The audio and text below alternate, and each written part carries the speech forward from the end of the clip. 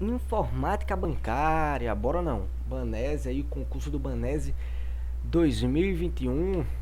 Vamos lá, esse bloco vai ser para o nível médio, escrituário, né?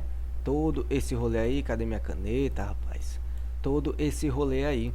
Então vamos lá, deixa me apagar. Então vamos lá, informática bancária. Aí para o Banese, concurso do Banco de Sergipe, Ave Maria, nível médio. Vamos lá, tá lá.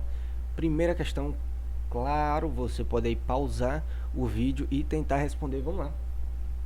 Primeira questão. No contexto de segurança da informação, há três pilares essenciais que devem ser considerados: confidencialidade, integridade e disponibilidade. E alguns autores também acrescentam a autenticidade. Vamos lá. Acerca desse assunto, assinala a alternativa que indica a medida que reforça o pilar de integridade. Eu quero a integridade. Então vamos lá. Confidencialidade. Aquela informação tem que ser confidencial.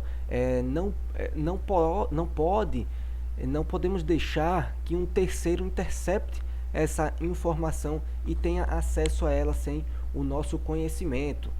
Integridade, que é o que ele quer aqui na questão. Integridade é aquele atributo da informação em que, quando garantida, nós temos garantido que aquela informação não foi alterada. E se alterada, nós sabemos quem alterou. E disponibilidade, aquela informação deve estar disponível para quando for preciso, para quando for necessário.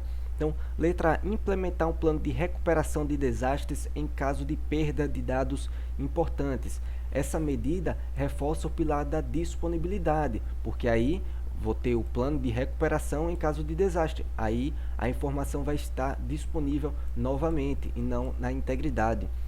Definir acesso a informações somente para pessoas autorizadas. E aqui nós levamos para confidencialidade. Implementar processos de manutenção rápida de hardware. Ave Maria, vamos segurar isso aqui. Conscientizar os funcionários para que não violem regras e para que sigam os procedimentos de sigilo de dados, que é isso aqui, confidencialidade também. E letra E, permitir a reversão de arquivos para versões anteriores para casos de acidentes acidentais, que é o nosso gabarito. Por quê? Vamos lá. Permitir a reversão de arquivos para versões anteriores para casos de edições acidentais.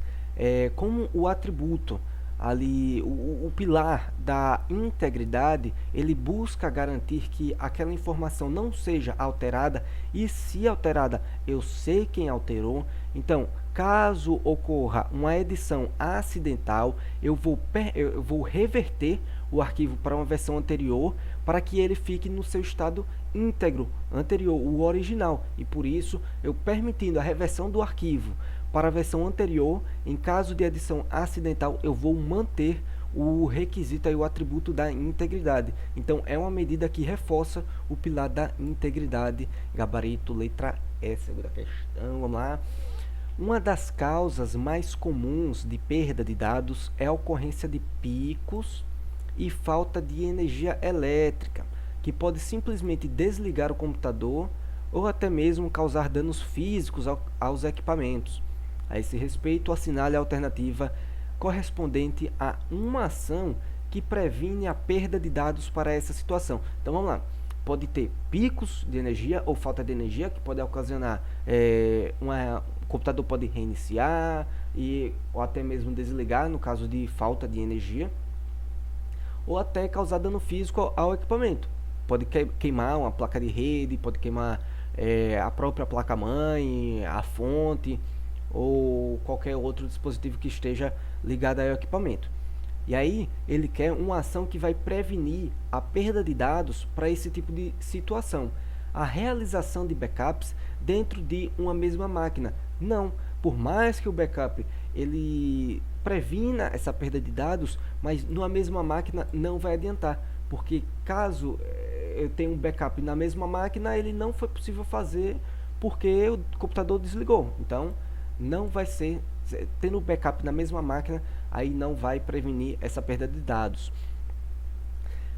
ativação de função de salvamento automático dos arquivos em edição na máquina em que estão sendo editados. Até estaria correto, mas pelo mesmo erro da letra A, na mesma máquina que estão sendo editados, deixa a alternativa incorreta, porque por mais que eu tenha um salvamento automático, se o computador desligar antes do salvamento automático, eu acabei perdendo os dados. Letra C, uso de no breaks com filtros de linha. Ixi, vamos lá.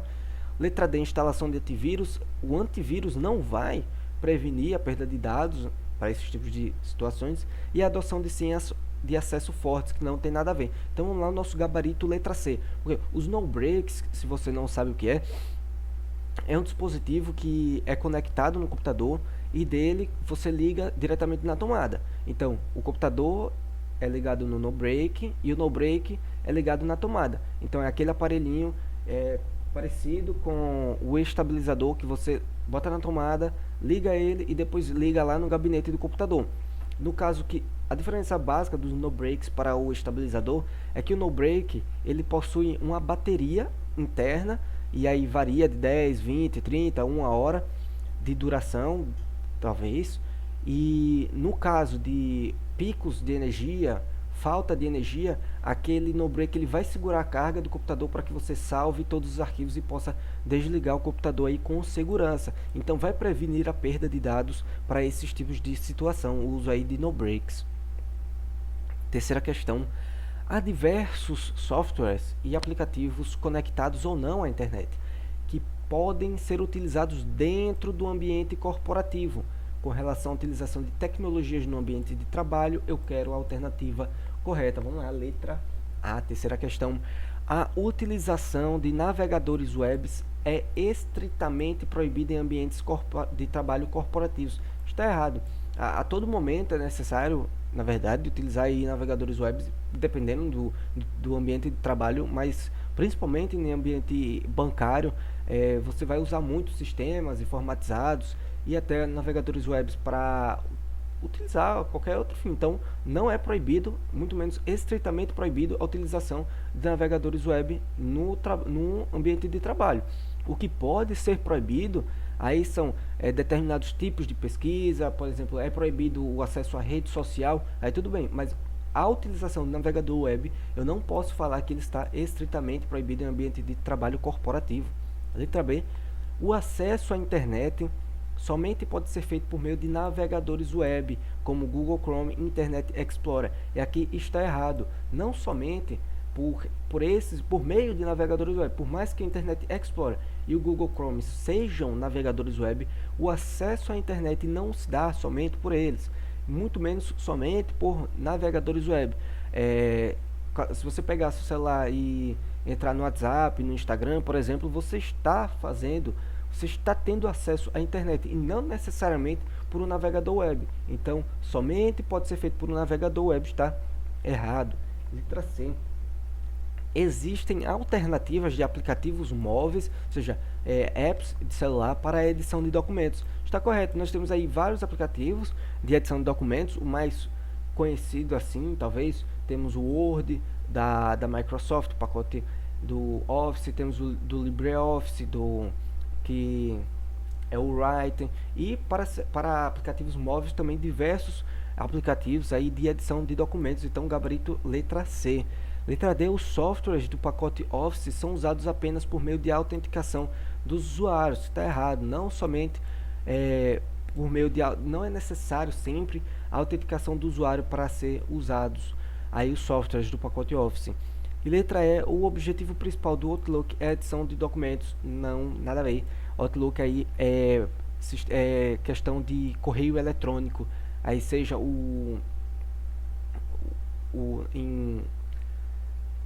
em nuvem, né, no e-mail web ou no próprio programa instalado aí no computador. Então, gabarito letra C. Existem sim alternativas de aplicativos móveis para edição de documentos.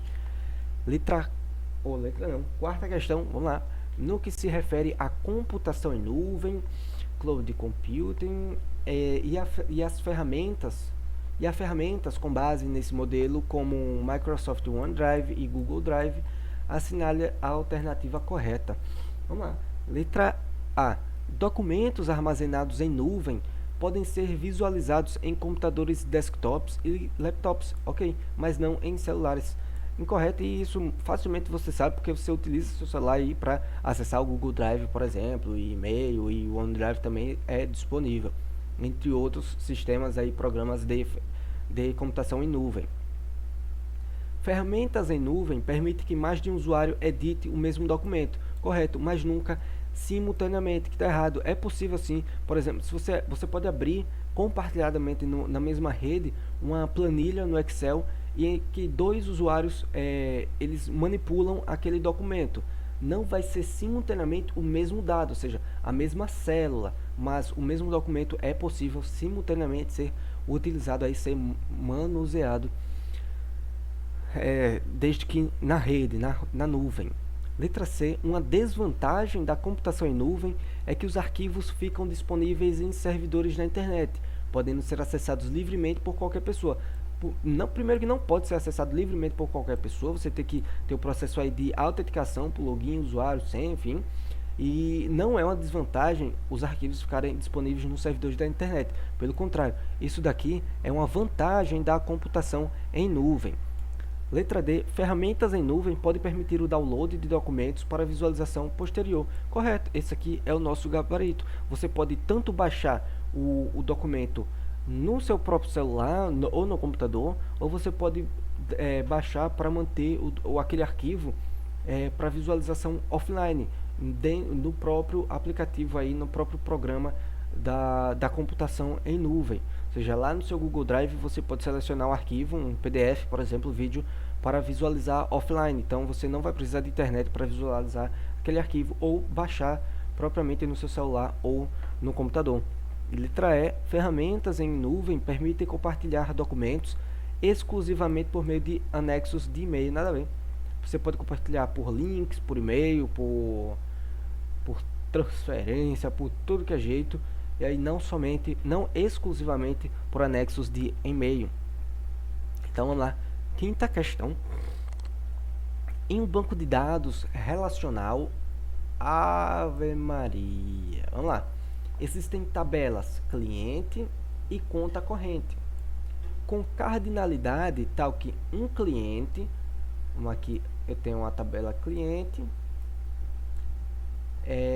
e a conta corrente. Um cliente ele pode possuir diversas contas correntes, então ele pode possuir nenhuma ou várias contas. E aqui ele vai ter que ter um relacionamento com o verbo possuir. Tá ok, vamos lá. Possuir, ou seja, um cliente possui ou nenhum ou várias contas correntes.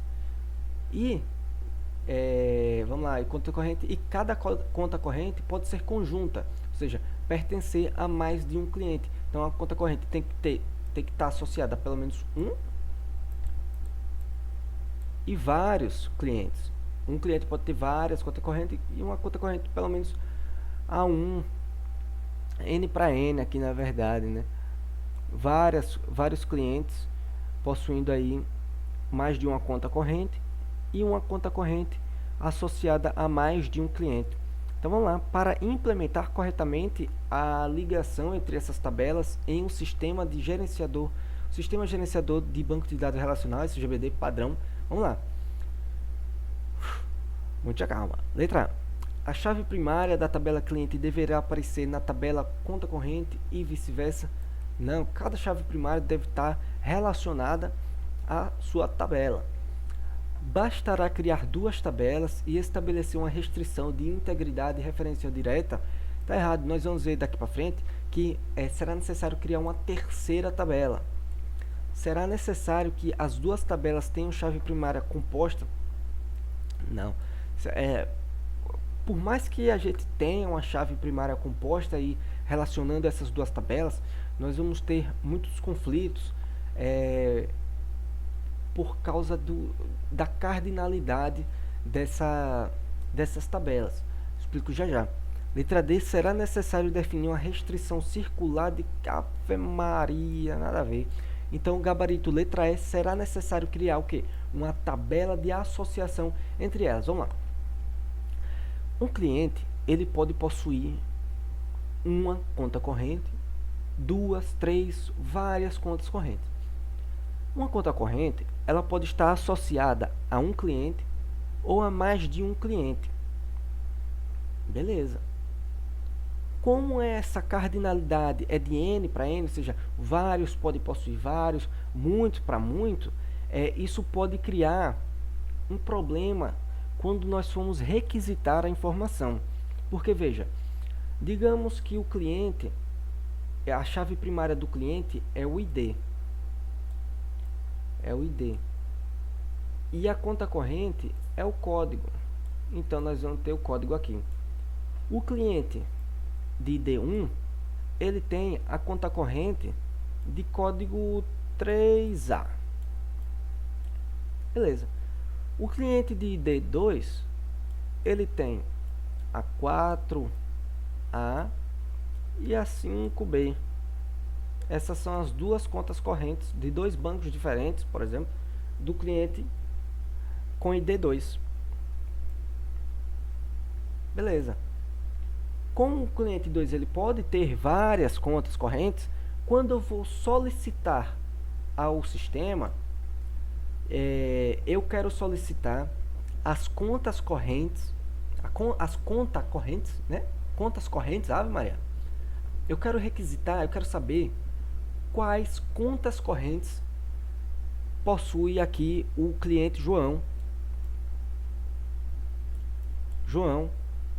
que possui o ID2. Então vamos lá, eu quero saber quais são as contas correntes do João, para eu saber aqui qual é o melhor banco que eu vou transferir o dinheiro.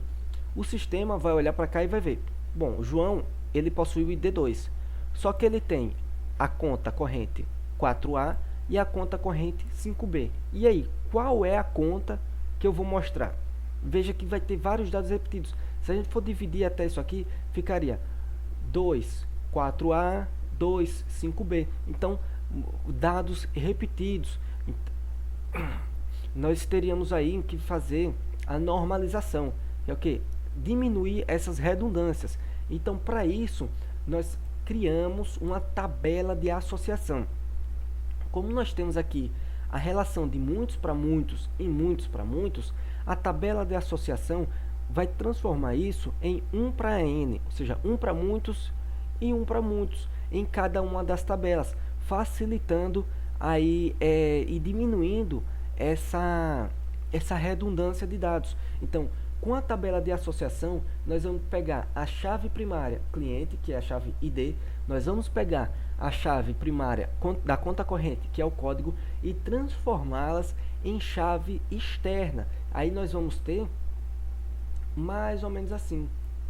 Aqui nós vamos ter a chave ID e a chave código, que é da conta corrente.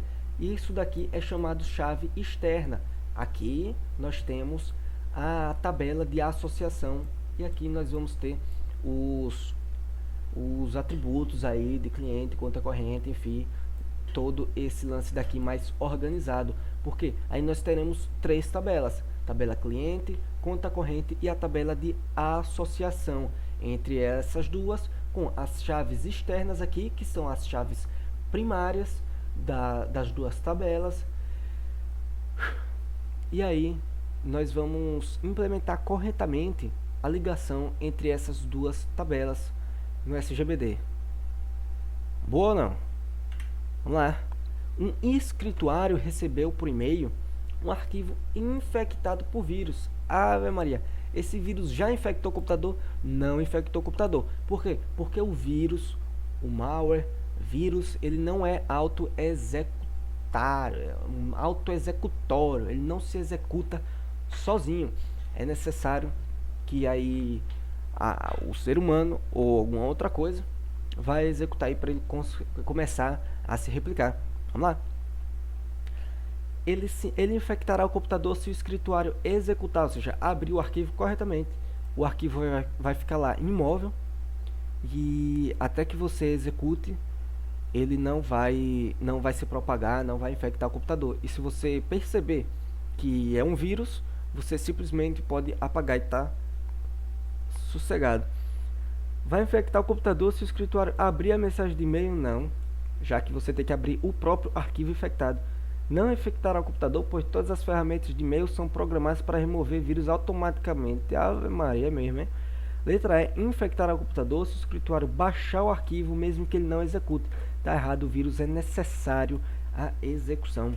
É necessária a execução do vírus para ele contaminar aí o bagulho todo. Letra C. No Linux. Linux é muito bom. E no prompt do comandos do Windows para mostrar a lista de arquivos. Então vamos lá. Eu quero mostrar a lista de arquivos e diretórios presentes na unidade de armazenamento atual, por exemplo, um pendrive. Utilizam-se respectivamente os comandos. Vamos lá. Listar arquivos no Linux. Nós vamos ter a função ls de list. Então não list, não é o cat, não é o ps. Aí nós ficamos com a letra A e a letra E. Então vamos lá. No Windows, para nós mostrarmos os diretórios, os arquivos, diretórios, subdiretórios de uma pasta presente em uma unidade de armazenamento atual, por exemplo, um pendrive, nós vamos utilizar aí o comando dir lá no prompt de comando. Então não esse comando aqui files. Então gabarito aí letra A, ls para o Linux e dir para o Windows no prompt de comando e no terminal do Linux. Oitava questão. Considere por hipótese que um escrituário do Banrisul deseja realizar as seguintes tarefas. Porra, tinha que botar aqui Ibanez, né, rapaz? Ibanez. Vamos lá. Ele deseja realizar as seguintes tarefas: salvar um relatório confidencial criado no Word, com senha de proteção de gravação, criar uma carta modelo personalizada no Word para ser enviada para muitos clientes, alterando apenas os campos nessa carta, o nome e o endereço do destinatário, salvar uma planilha criada no Excel no formato PDF, salvar uma apresentação no PowerPoint em formato de vídeo WebML para ser publicada diretamente em sites da web, e abrir um arquivo PDF desprotegido no Word, convertendo para um arquivo de Word editável, ou seja, poderá ser modificado como um documento criado no próprio Word. E ele quer a única tarefa que não pode ser realizada considerando os recursos de informática descritos. Então vamos lá.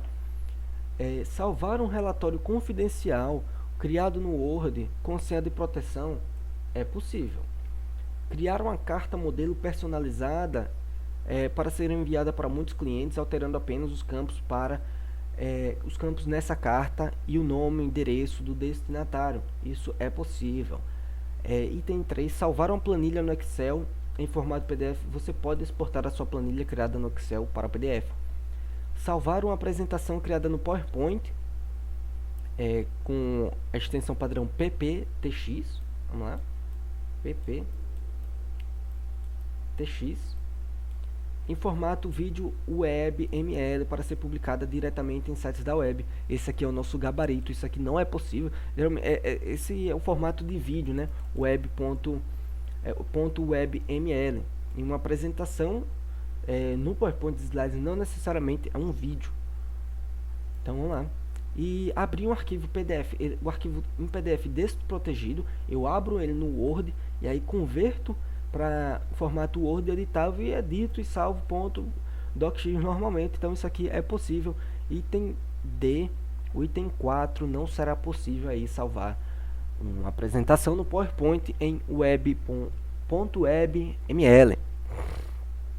Vamos lá, nona questão. Se um rootkit for removido de um sistema operacional, esse sistema não voltará à sua condição original, pois as mudanças nele implementadas pelo rootkit permanecerão ativas. Certo ou errado? Vamos lá. O rootkit é aquele malware que ele vai se instalar ali no sistema de inicialização do sistema operacional. Ele vai ocultar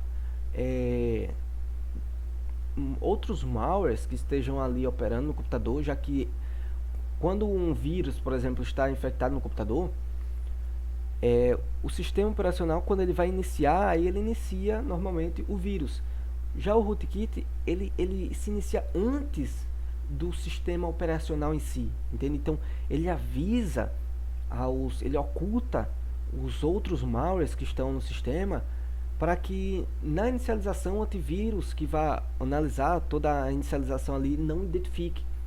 Então, se caso um rootkit ele for instalado, ele contaminar um sistema e você consiga remover esse rootkit do sistema operacional, todas as mudanças que ele implementou, elas permanecerão ativas. Então, o gabarito aqui da nona questão é correto. Se você remover, negão, vai permanecer ativa. Entre as categorias de antivírus disponíveis gratuitamente, a mais confiável e eficiente é o Scareware, pois os antivírus dessa categoria fazem uma varredura dos arquivos e são capazes de remover 99% dos vírus existentes. Vamos lá. Primeiro que antivírus não é sabonete.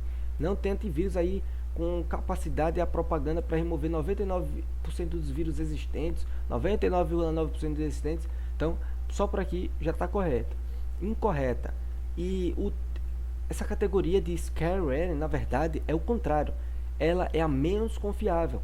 O Scareware, ele é um antivírus falso, disfarçado. Ele é um malware aí disfarçado de antivírus. Ou seja, gabarito errado. 11ª questão. O Google, ou Google Chrome, o Google, enfim, o Google permite, aqui é o buscador do Google, permite que seja realizada a combinação de pesquisas por meio do operador OR.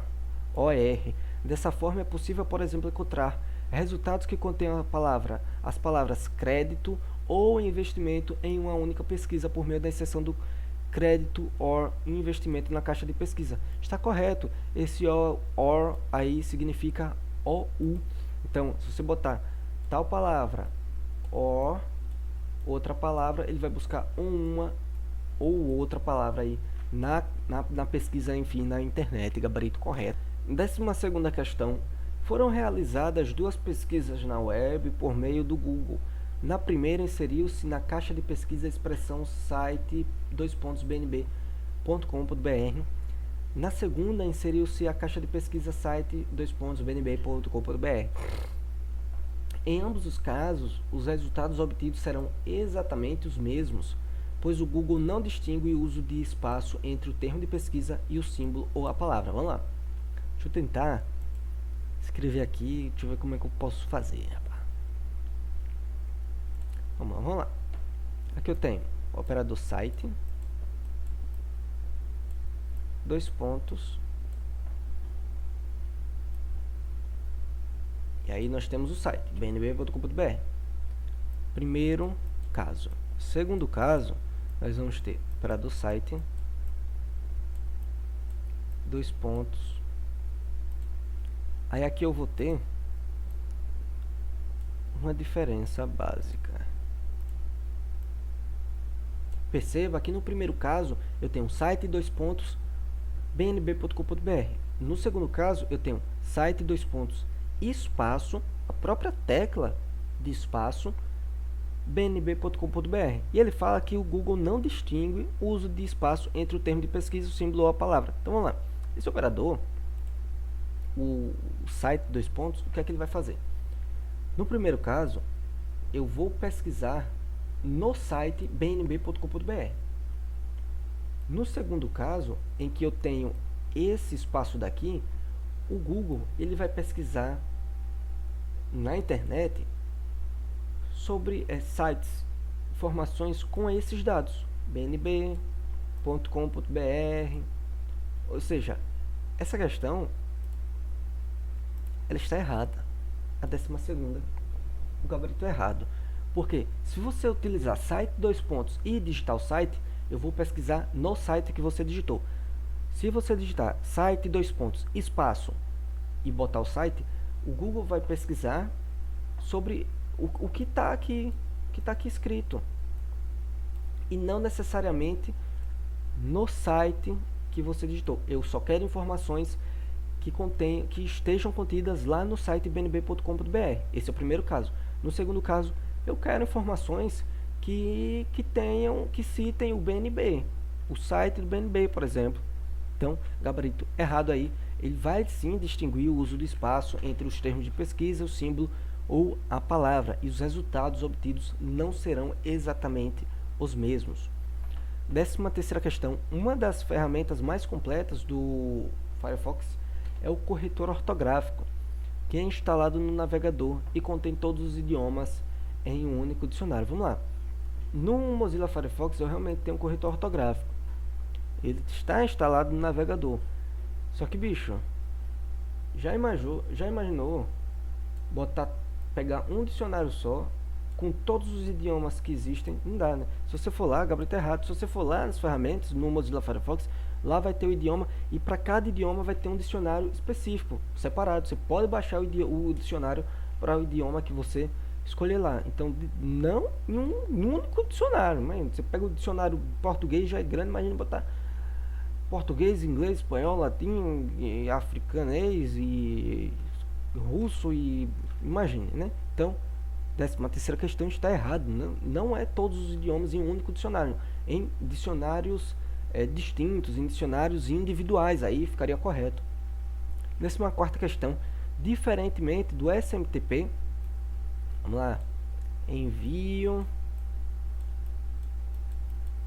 de e-mail, protocolo envio de e-mail e o protocolo IMAP ou IMAP é o que? Receber. Ave Maria. SMTP, envio do e-mail, IMAP ou POP, recebimento aí do e-mail. Permite que sejam utilizadas aplicações de acesso a terminal como Telnet. Telnet, protocolo aí de acesso remoto. Acesso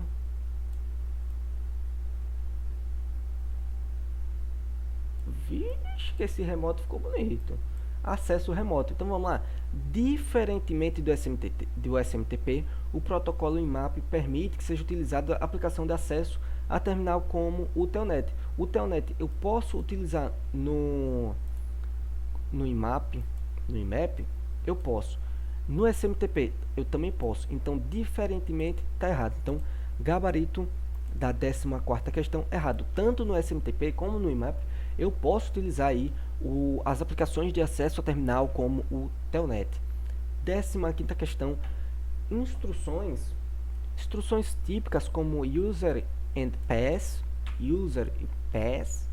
o bicho está bilíngue, são permitidas pelo protocolo POP, aí recebimento também de e-mail, deixa eu ver aqui,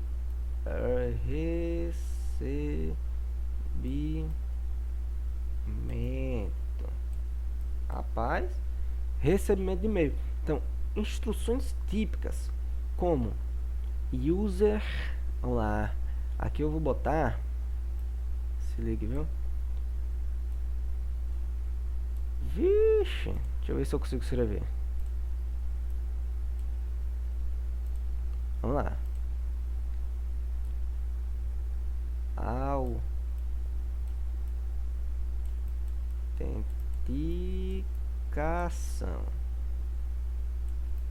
Tá em latim. Autenticação.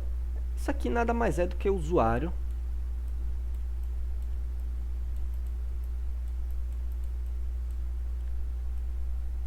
e senha. Então, é permitido lá no protocolo POP utilizar usuário e senha? Com certeza. Então, gabarito letra C de correto aí na 15ª questão. É típico e permitido usuário e senha aí na autenticação utilizados lá pelo protocolo POP. E aqui, rapaz, Ave Maria, Instagram aí, bem pequenininho, informática bancária. Essa aqui foi de nível médio, pois vai ter de nível superior. Bom ou não? Beleza, né? Então, é isso aí. Valeu, galera.